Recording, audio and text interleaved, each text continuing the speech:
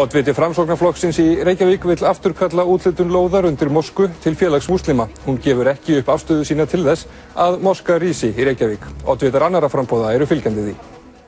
Oddvitar allra flokka í Reykjavík vilja að múslimum sé úthlutað lóð undir mosku að undanskildum oddvita Framsóknarflokksins. Hún vill afturkalla lóðaúthlutun Reykjavíkurborgar til félags múslima síðan síðasta haust og láta borgarbúa kjósa hana.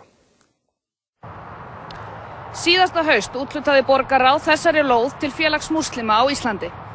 Oddvitar allra framboða í borginni vilja að hér rísi moska að undanskildum sjálfstæðismönnum sem vilja endurskoða staðsetninguna.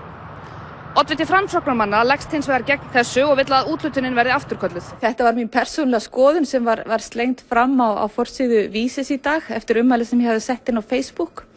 Og þau raunverulega snúast það að fólkið í Reykjavík, borgarbúin, þeir sem búa hér, hafi þetta mál að segja.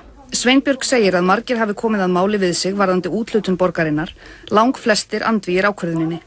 Hún vill ekki svara hvort hún vilji yfir höfuð að moska rísi í Reykjavík. Á marga vini sem eru í mörgum trúfélögum og virði þau sjónarmið og þeirra afstöðu til trúmála eins og ég vonast flestir geri. En vilt þú að þessir vinir þínir hafi bænahús hér í Reykjavík? Já, bænahús, já. En mosku? Þú ert að reyna að svara spurningu sem ég sagðist ekki alltaf svara í upphafi.